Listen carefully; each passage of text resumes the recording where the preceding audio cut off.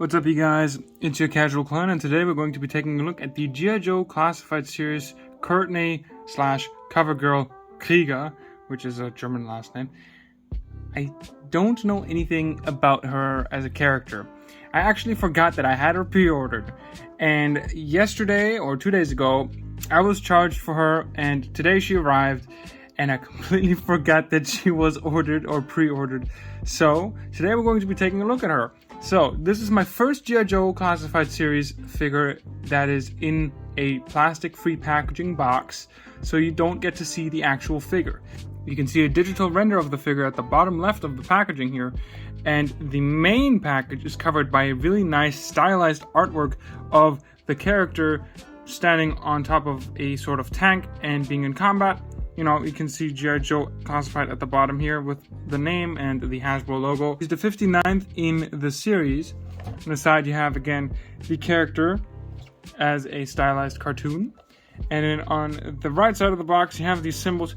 I don't know how they work. I'm gonna have to refer you to my friend Sal Collects. Check out his channel. I'll link him down in the comments. He can probably help you decipher what this means. I really don't know. But then you have, again, the number right there. On the back of the box you can see, again, another shot of the digital render of the figure holding up her shotgun alongside the figure standing straight up and down with some measurements right here. So she is 6 inches or 152.4 millimeters long. And alongside her are her accessories. She seems to be coming with a phone, a wrench, a pistol, and a shotgun. And then you have those symbols again. I know they have a meaning, but I'm not sure. And then you have some legalese right there, and some more legalese, and the barcode at the bottom of the box. So let's take her out. I couldn't find my ceramic cutting knife, so apologies that you don't get to see my trusty old friend, the cutting knife. We'll use my Swiss Army knife tonight. So we're going to cut it from the bottom because it seems like it only has one tape strip as well as the Black Series. So the tape has been severed. Let's open it up. So here's the figure herself, very nicely packaged. There she is. We'll take a look at her in a second. And then, interesting, so she has, so I know that Cell Collects has reviewed some plastic-free packaging ones, but I didn't know she was going to come with one as well. So her accessories are in this really cool-looking sort of stylized to be an ammo crate, I believe, with a number pad right there, and again saying her name. I think that's really neat. You have the number of the figure as well, alongside some handles. Then the back right there, some more nice detailed design. I had no idea. I completely forgot. This is a really nice touch. I can really appreciate that. This just opens up, and then inside you have that sort of wrapping paper, alongside some legalese, which we don't care about, or warnings. And then you have the accessories packaged in this nice sort of tissue paper. Again, really nice what Hasbro's doing.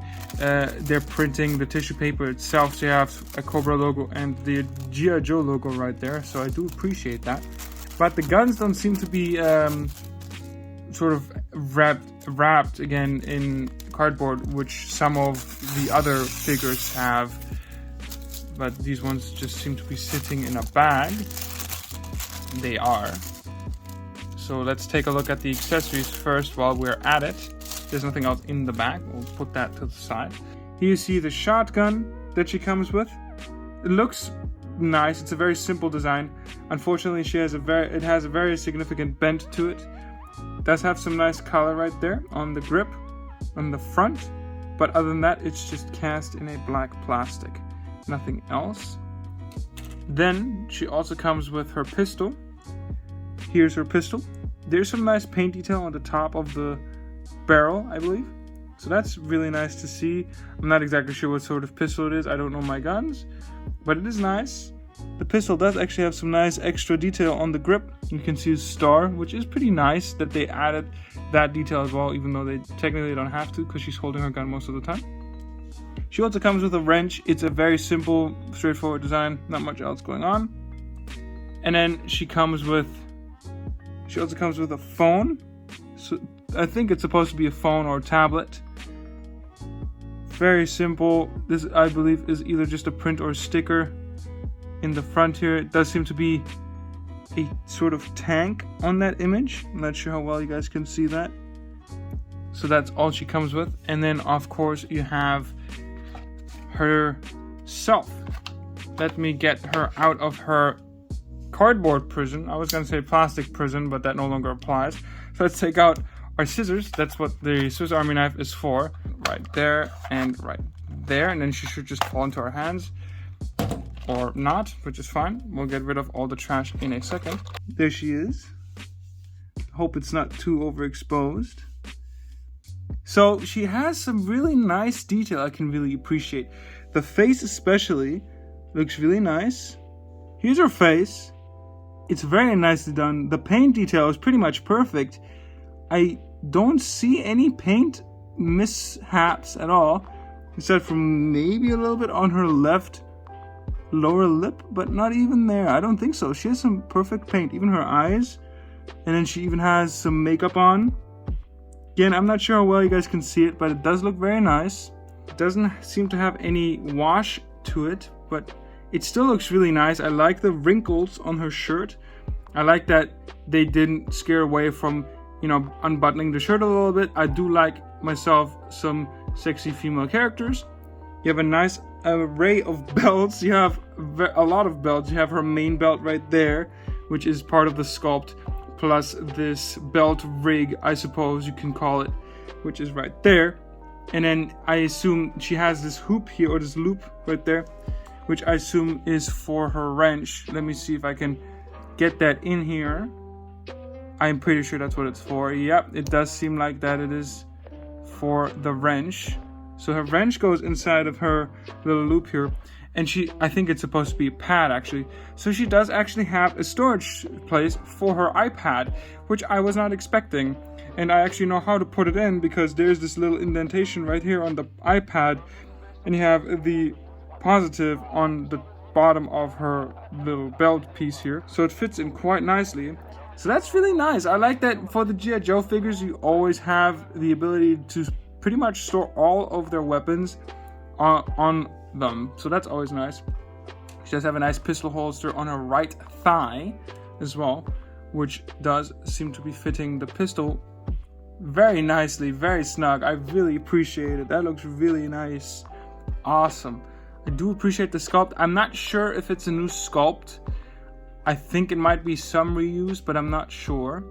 So yeah, let's have a closer look again at her sculpt. Here she has some nicely sculpted hair.